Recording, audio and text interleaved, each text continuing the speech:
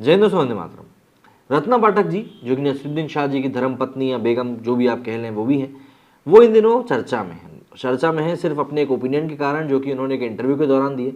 दरअसल वो अपनी एक मूवी का प्रमोशन करने के लिए पहुंची थी, वहाँ पर वो इंटरव्यू दे रही थी।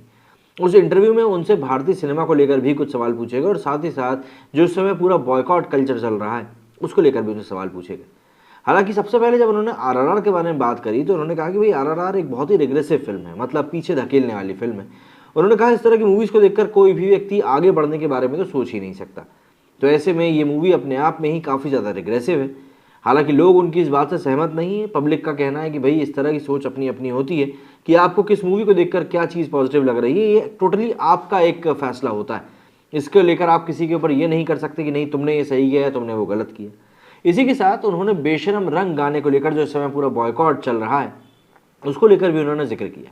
लेकिन बात यही उठती है कि यहाँ पर इनका तो कहना है कि भाई बेशरम रंग का बॉयकॉट करने वाले लोग जो हैं वो नासमझ है, मूर्ख है, उनकी थाली में खाना नहीं है। दूसरा सवाल ये उठता है कि यार अगर मैं उस गाने को एक्सेप्ट कर लूँ तो क्या मेरी थाली में खाना बिना मेहनत किए ही आ जाएगा। पठान का गाना बेशरम रंग इन दिनों काफी विवादों में है। इसी बीच रत्ना पाठक शाह ने इंडियन एक्सप्रेस को दिए गए इंटरव्यू में कहा है कि लोगों के पास अपनी थाली में खाना नहीं, लेकिन वे दूसरों के कपड़ों पर गुस्सा निकाल रहे हैं। हम बहुत ही मूर्खतापूर्ण समय में जी रहे हैं। मैं उस दिन का इंतजार कर रही हूँ जब लोगों को ये नफरत थका देगी। यानी रत्ना पाठक ने दीपिका पादुकोण की उस बिकनी का समर्थन किया जिसे लोग भगवा रंग मानकर विरोध कर रहे हैं। ठीक है, रत्ना पाठक ने अपने विचार रखे, मगर दूसरी तरफ उन्होंने गाने का विरोध करने वालों को भूखा नंगा बता दिया है। सबसे पहली बात तो ये कि इस गाने का विरोध सिर्फ और सिर्फ गरीब नहीं कर रहे हैं, इसमें वे लोग भी शामिल हैं जिनकी थाली में खाना मौजूद है और वो इतने रईस हैं कि दूसरों को भी खाना खिला रहे हैं।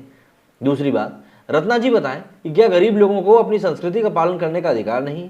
अगर वे विरोध करना रोक देंगे तो क्या उनकी थाली में खाना आ जाएगा? इंसान अमीर हो या गरीब, वो अपनी संस्कृति का पालन तो करता ही है और वो ये भी चाहता है कि उसकी पत्नी और बच्चे संस्कार सीखें, कैसा खाना है, कैसे उठना है, कैसे बैठना है, किसी से किस भाषा में बात करनी है। ये सारी बातें संस्कार का ही हिस्सा है और मुझे ये समझ नहीं आता कि संस्कार का थाली के खाने से आखिर क्या संबंध है।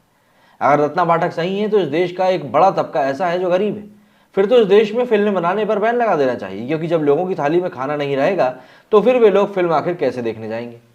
फिल्में बनाने वालों और देखने वालों को गरीब लोगों की थाली में खाना परोसने का काम ले लेना चाहिए, तभी कल्याण संभव है। जिन लोगों की थाली में खाना नहीं है उन्हें फिल्म की बात छोड़कर अपने लिए खाने का इंतजाम करने में जुट जाना चाहिए, क्योंकि रत्ना पाठक का तो यही मानना है कि जिनकी थाली में खाना नहीं है उन्हें अपने विचार रखने का भी अधिकार नहीं। इस हिसाब से तो रत्ना पाठक को फिल्म में काम करना ही नहीं चाहिए। उन्हें कुछ ऐसा करना चाहिए जिससे लोगों की थाली में भोजन आ जाए। लोगों के पास खाने को पैसे नहीं है, ऐसे में वो फिल्म देखने आखिर कैसे जाएंगे। कुछ समय पहले की अगर आपको बात ध्यान हो तो अनुराग कश्यप ने अभी मूवी दोबारा का प्रमोशन करते समय भी कुछ ऐसा ही बयान दिया था कि मूवीज़ इसलिए फ्लॉप नहीं हो रही कि लोगों को पसंद नहीं आ रही, मूवीज़ इसलिए फ्लॉप हो रही है क्योंकि लोगों की जेबों में खर्च करने के लिए पैसा नहीं है, सिर्फ इसीलिए मूवीज़ जो है वो फ्लॉप हो रही हैं। तो ऐसे में जब मूवी फ्रेटर्निटी से जुड़े हुए लोग इस तरह की बातें करते हैं तो कहीं ना कहीं ऐसा लगता है कि यार क्या चल क्या रहा है ये सब, मतलब आप दर्शकों को आखिर क्यों एक्सेप्ट नहीं कर रहे हो जैसे वो हैं। आप लोगों का इस बारे में क्या कहना है कमेंट करके जरूर बताइएगा। मेरे सुनिए फिलहाल इतना ही। जय हिंद, जय भारत।